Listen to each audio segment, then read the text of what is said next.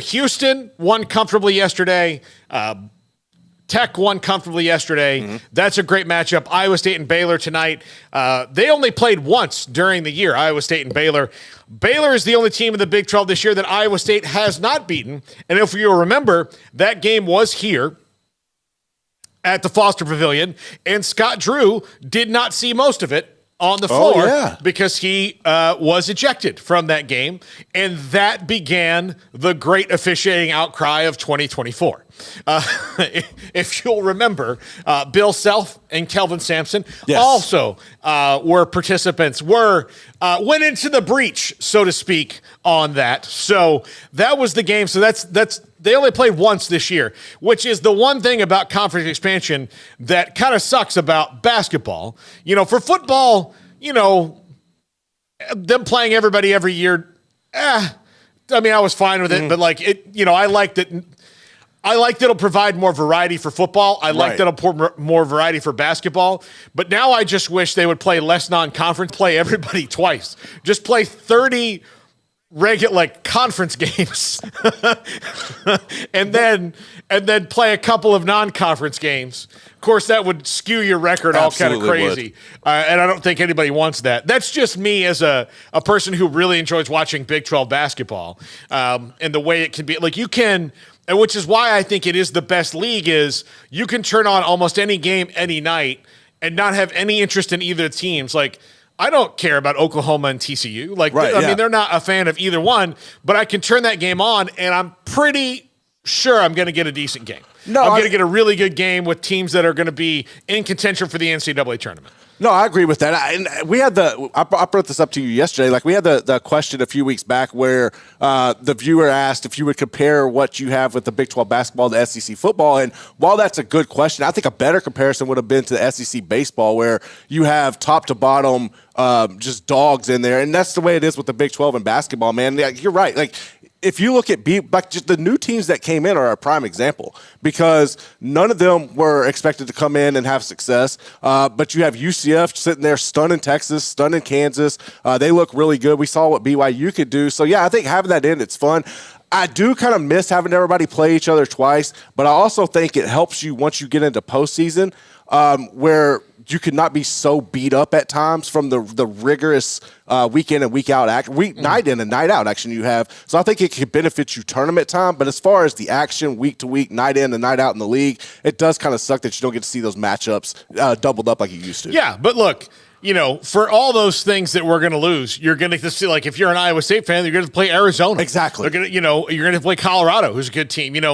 Utah's got a really good basketball history. Arizona State needs to get their ish together, but they've had people in the past. But they've just got to build it. Yeah, they just got to get it. Look, they as an athletic department know this. They have to get it together. They have to get it together. They're not coming in on the strongest wave of athletic success. No. Although I will tell you, their baseball history at Arizona State is absolutely excellent. So that should make the baseball conference even better for sure. But those games are tonight. I think Houston and Texas Tech is going to be a bare knuckle brawl. I think those teams will get really after each other. Pop Isaacs had a fantastic game yesterday, and if he is hot and locked in and healthy, and look.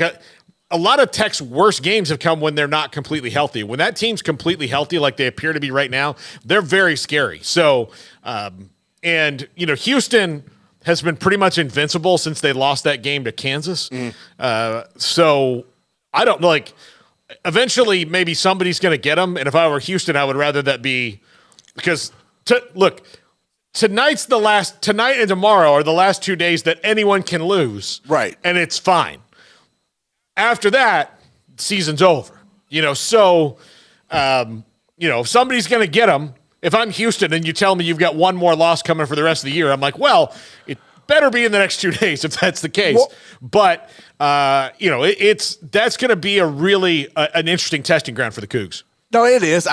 I'm concerned if I'm Tech that I don't know that Pop Isaac's going to be able to have the type of performance he had against BYU, against Houston, especially when you have Jawan Roberts more than likely going to guard him and lock him down. I just think Houston's defense is so good that I don't know that Tech can keep up with them. it's one of those where if you look at that BYU game, if BYU was hitting those shots that if they wouldn't have gone 3 of 18 in the first half from behind the arc, I mean, they more than likely probably beat Tech. So while Tech is here and they rightfully have earned that, I don't necessarily think that they can compete with Houston. I don't see it. Yeah, I mean, it's gonna be interesting. So, and then when you get to Baylor and Iowa State, they are different kind of style teams. Iowa State can morph into like maybe a couple different things and roll with you, but they're very good. They're a good defensive team. Coach Ott's got them going really well. They were leading Baylor for a good chunk of the first half, and then I think Scott Drew's double technical kind of woke Baylor up a little bit. And then we had John Jacobs on the next day, and I said, "Well, congratulations on do you get like 2/3 of a win or whatever?" And he's like, no. And like, of course, the most humble human being ever, in John Jacobs. And the way that they were able to come back and win that game and get some shots and they did get some calls in the second half. But it was again a classic Big 12 game, and it's one that Iowa State I think really wants back. And Baylor, look, they finished very strong against Cincinnati last night. They once they took the lead, they didn't give it up again. Right. But they've got to, as they get in deeper into March, Baylor has to stop starting so slow. It's going to do them in. Because eventually you're going, and you've seen it this year where they've started so slow that they can't get out. Like the game in Lawrence against Kansas, they almost came all the way back. But the reason that they didn't is because they started so ridiculously slow.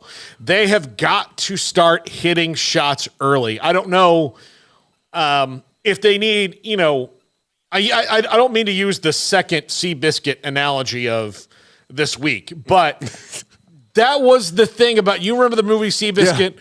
So like in Seabiscuit, the thing that would make him go faster is that you had to let him go out, and then you had to pull him back and let him see the other horse pass him. Then he would be like, "Oh, okay, now I'm really in a race." That was what would kick in his instincts of competition, so to speak. And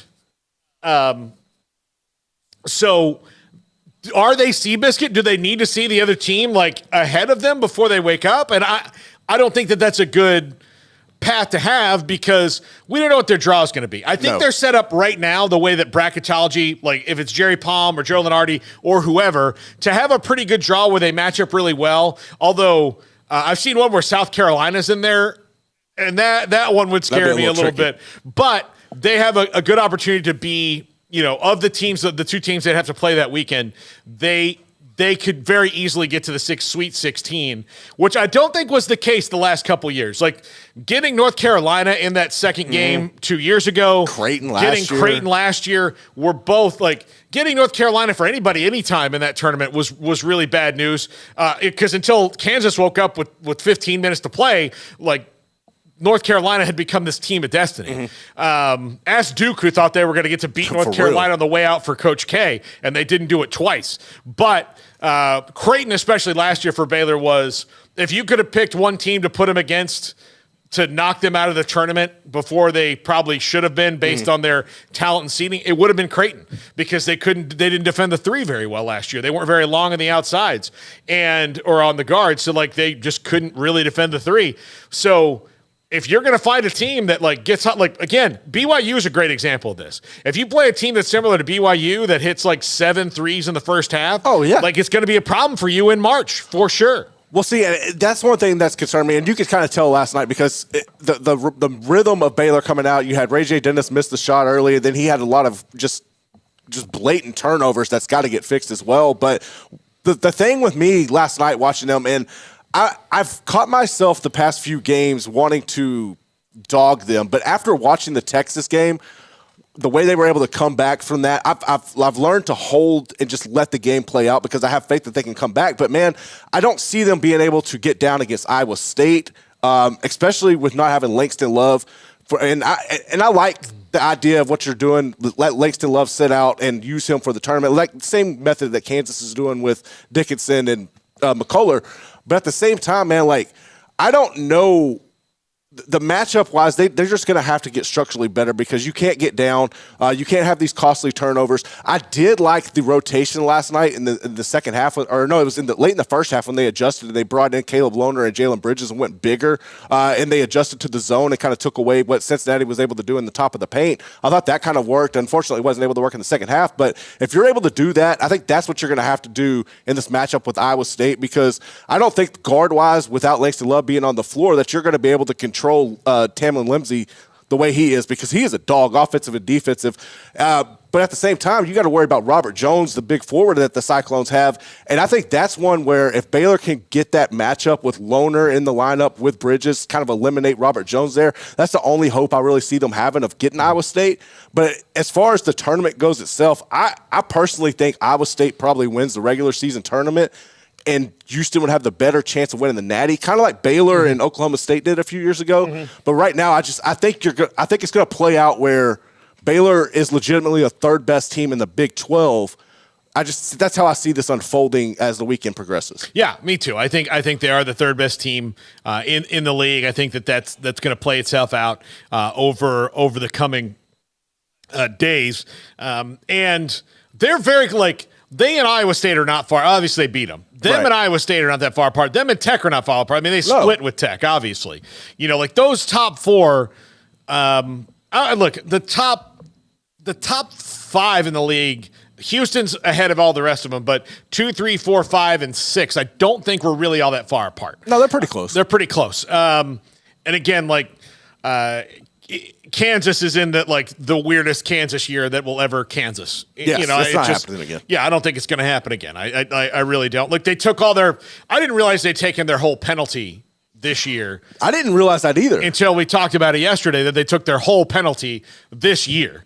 And since they took the whole penalty this year, and then you didn't all those things. You had 2 recruits that transferred out before the season started, late, September. So it's not like you can just go get somebody. Right, yeah. And then you had the, Arterio Morris situation, which is really bad. And then you have Nick Timberlake, who just is not a Kansas player. No. He maybe if he was at Oklahoma State, he'd be better, one of those things, but he's just not a Kansas player. He's not a Bill Self type player. It's just not how it works. So, but that all kind of fell at once. But yeah, I don't think that's it. All right, let's run down some news real quick, Garrett. Okay.